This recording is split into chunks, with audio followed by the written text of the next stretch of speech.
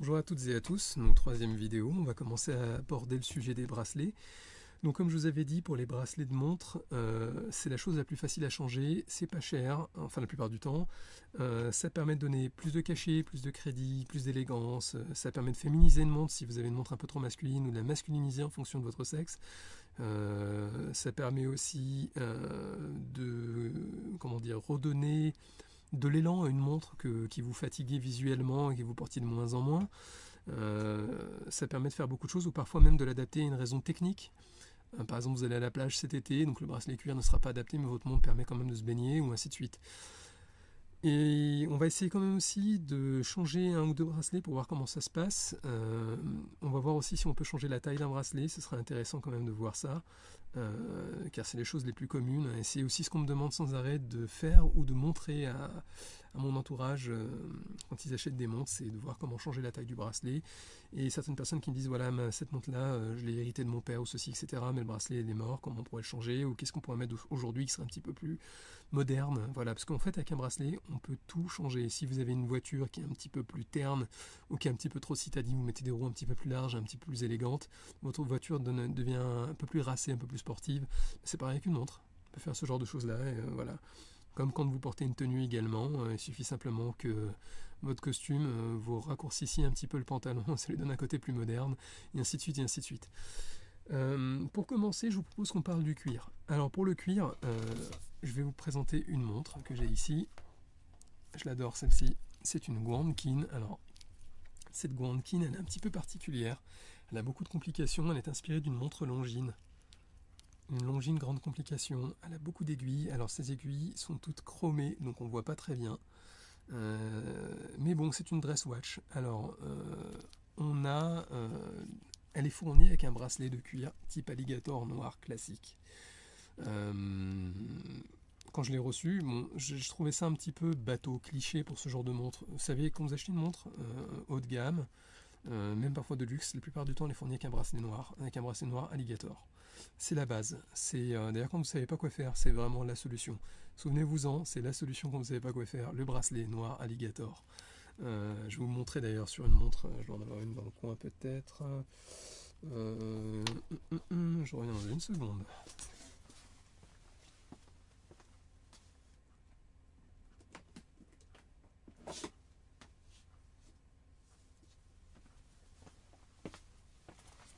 Voilà une autre montre que je vous présenterai dans un autre sujet. On est sur le bracelet alligator noir de base. Voilà. Pour celle-ci, ça s'y est très bien, donc je ne l'ai pas changé. Hein, mais voilà, on peut quand même le changer. Donc à l'origine, on a un bracelet noir sur cette montre-là. J'ai cherché longtemps ce que je pourrais mettre sur une montre à grande complication comme ceci. J'ai même regardé ce que faisait Longines, et Longines c'était la base également. La montre a un fond noir, un cadran noir, donc enfin noir-gris anthracite. Donc il fallait que je trouve quand même quelque chose qui pouvait aller avec sans être trop classique, voilà. Et j'ai trouvé sur internet le bracelet cuir requin avec un gris un peu marron, voilà, qui sied très très bien au cadran. Ça lui donne du cachet, un côté un peu sport chic, élégant qu'on ne trouve pas partout. Alors, je vais la mettre au poignet.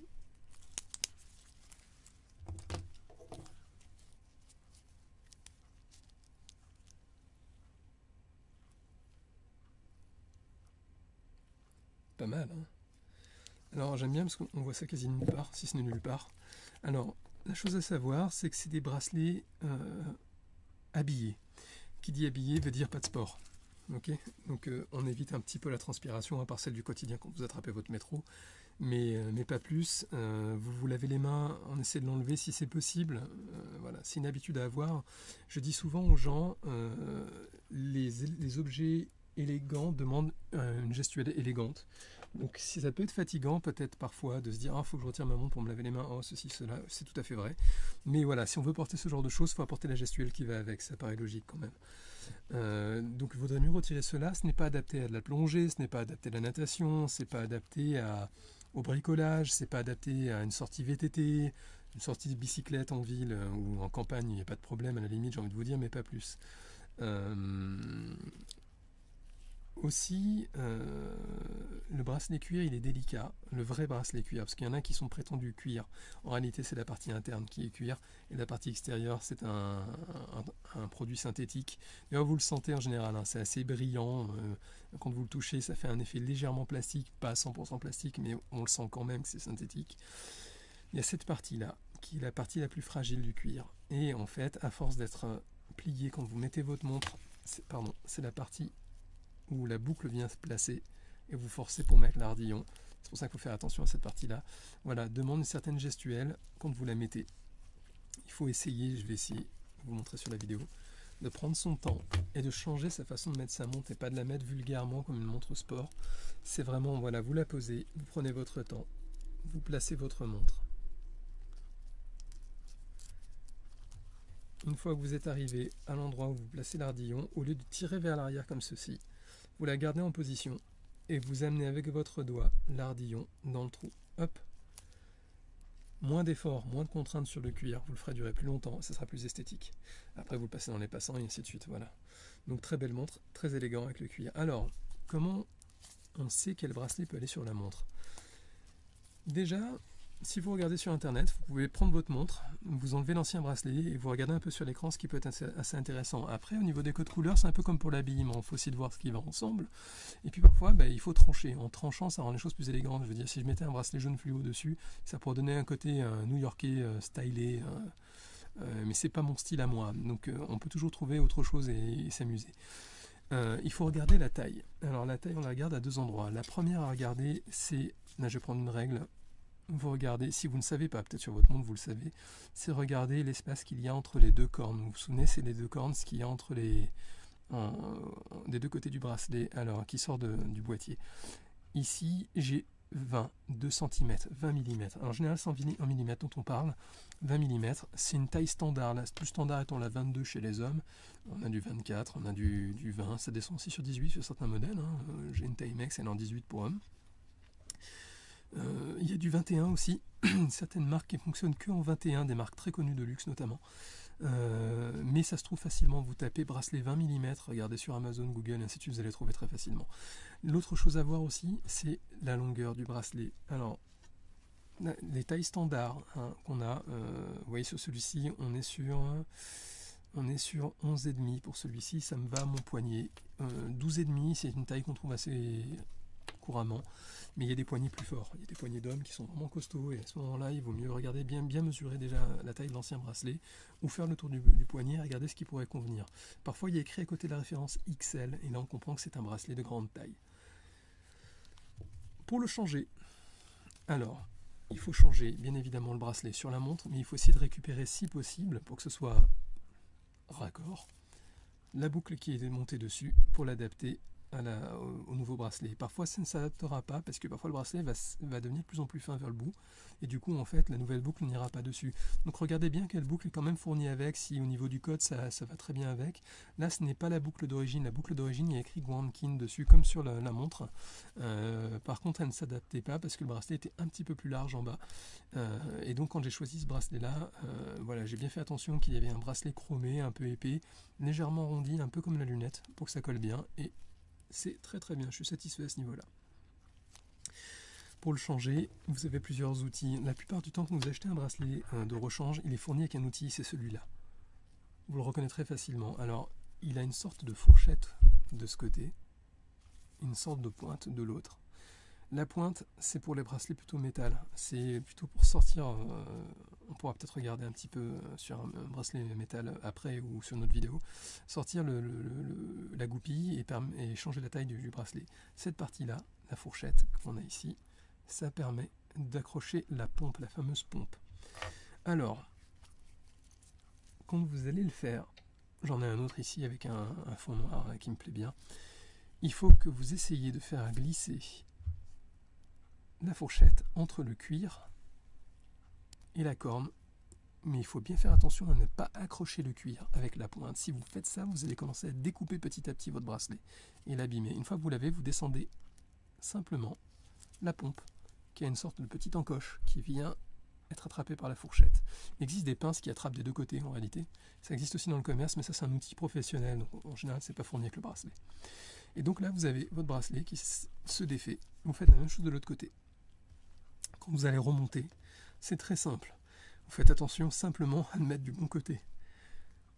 Ma technique à moi, pour être sûr en général, c'est que je commence toujours par celui-ci. Comme ça, je le fais de devant. Je regarde comme ceci. Une fois que j'ai mis celui-là, l'autre, ça suit. Une autre technique, voilà, qui m'avait été partagée par un horloger, c'est quand vous tenez la montre dans ce sens-là, vous mettez toujours sur votre droite la partie où il y a l'ardillon. Vous avez la couronne devant vous, devant votre nez, et l'ardillon sur votre droite. C'est des petits trucs que vous pouvez avoir. L'important, c'est que vous preniez votre temps. Il ne faut pas aller trop vite, justement, pour ne pas abîmer le cuir. La pompe qui est juste là, elle peut s'enlever. On peut la changer si elle est abîmée, si elle est tordue, ou si elle n'est pas adaptée, et ainsi de suite, de toute façon. Donc pourquoi on parlait de pompe? Parce que regardez, si j'appuie, c'est les ressorts. On la loge dans le petit insert, le petit trou là qui est juste là. Hop. On met la pompe vers l'intérieur de la corne pour éviter de rayer une partie visible de la montre si jamais on dérape. Et on descend. Voilà, pour remettre dedans. On essaie de trouver bien le trou avec la pompe quand ça se déplace. Ne faites jamais ça avec quelqu'un devant vous. Pourquoi? Parce que comme c'est un ressort, si jamais il avait l'intention de partir, qu'il ne parte pas dans l'œil de quelqu'un, tout simplement. Alors j'arrive pas à trouver le trou facilement. Ah, je l'ai sorti. On va recommencer. Voilà. On s'assure bien que c'est bien monté. Pourquoi je vous dis ça? Parce que si vous n'avez pas fait attention et que c'est pas bien monté, vous essayez de mettre votre montre et vous n'êtes pas au-dessus de votre lit, la montre tombe et là vous la cassez. On fait la même chose de l'autre côté, bien évidemment. Rien de compliqué. Et bien, pour ce qui est de la boucle, c'est exactement le même système que sur la montre. Alors le mieux, c'est de le faire quand vous avez enlevé de la montre. Soit vous glissez, si ici, ce n'est pas apparent, vous glissez comme de la même façon la fourchette entre les deux. Sinon, vous prenez la pointe et vous appuyez. Et hop, vous allez le sortir. Hop, voilà, je le fais. Rien de compliqué. Vous sortez la pompe.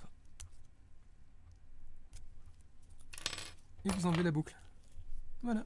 Vous remplacez par le modèle qui était fourni avec la montre, si ça rentre. Sinon, vous le remettez. Voilà. Alors, on commence toujours par l'ardillon. Vous faites passer la pompe à l'intérieur. Là, il y a une petite chose à savoir. Quand vous allez remettre la boucle, il faut faire attention de ne pas mettre la boucle avec l'ardillon vers l'intérieur. Vous allez tout recommencer. Il faut bien le mettre à l'extérieur. Et faites pareil. Vous glissez dans un trou et on commence à descendre la pompe. On cherche le trou. Hop, il y a le clic. Je vérifie. C'est monté. Rien de compliqué. Voilà. Ça permet aussi de remplacer un passant qui serait défectueux, abîmé. Voilà, vous prenez dans notre bracelet, ou ça s'achète aussi, les passants que vous avez ici. On peut tout faire. Donc là, vous voyez, montre bracelet requin, très élégant. On peut faire d'autres types. Je vous avais montré celle-ci lors de la formation. Alors, celle-ci était fournie avec un bracelet, devinez, noir alligator. Je l'ai remplacé par ceci, un bracelet cuir que j'ai ramené d'Allemagne, très élégant, qu'on trouve quasi nulle part, avec un effet cachemire, comme un pashmina ou un beau foulard. Ça lui va très très bien. En fonction des tenues, j'adapte. Voilà, je peux vous montrer aussi la même montre, parce que j'en ai plusieurs de celle-ci tellement elle me plaît, sur laquelle j'ai monté un bracelet cuir, alors la marron, un peu auburn et vieilli, qui a été abîmé par le temps. Et ça lui va tellement bien. Vous voyez, en fonction de ma tenue. Voilà, c'est très agréable à regarder pour les yeux. Faites-le pour vous avant les autres. Quand vous portez votre montre, c'est vous qui la portez, c'est vous qui la regardez régulièrement. Mais gardez à l'esprit que les autres vous jugent aussi par votre montre. Voilà. Donc ça peut être intéressant aussi quand même de porter quelque chose qui s'y est quand même.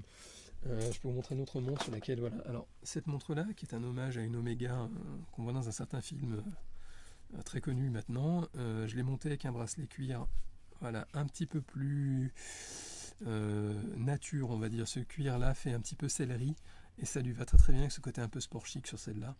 Elle était fournie avec un bracelet mèche. Alors le bracelet mèche, c'est une maille milanaise, maille de métal. On en parlera dans une autre vidéo. Donc vous voyez comme ceci. Voilà, on peut s'amuser, on peut vraiment s'éclater. Alors j'ai beaucoup de marron, c'est vrai. Mais j'ai des couleurs un petit peu plus intéressantes aussi, comme le gris, qui peut être assez sympa et qui peut vraiment habiller une montre. Par exemple, on va essayer de la mettre sur celle-ci. Donc je vais enlever le bracelet.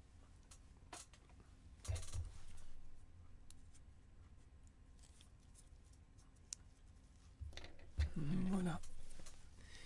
Et on va adapter ce bracelet gris, vous allez voir que ça lui donne un autre cachet très élégant, une autre montre complètement différente. Alors ce qui est intéressant sur certains bracelets cuir que vous pouvez acheter dans le commerce, ils sont fournis, regardez bien, avec une pompe qui s'enlève sans outil. Alors comment on les reconnaît? Regardez, il y a une sorte de petite encoche là. Cette petite boule là, vous allez tirer dessus et ça va remplacer le travail de la fourchette. Ça n'abîme rien, ça s'enlève en quelques secondes, c'est génial. D'ailleurs, je pense que ça deviendra la nouvelle norme de tous les bracelets cuir. Je vois beaucoup de maisons qui les pratiquent maintenant. C'est facile, vous mettez l'encoche, tac, et vous appuyez sur la petite boule, vous sortez et vous cherchez le trou. Hop, c'est fait. L'autre côté.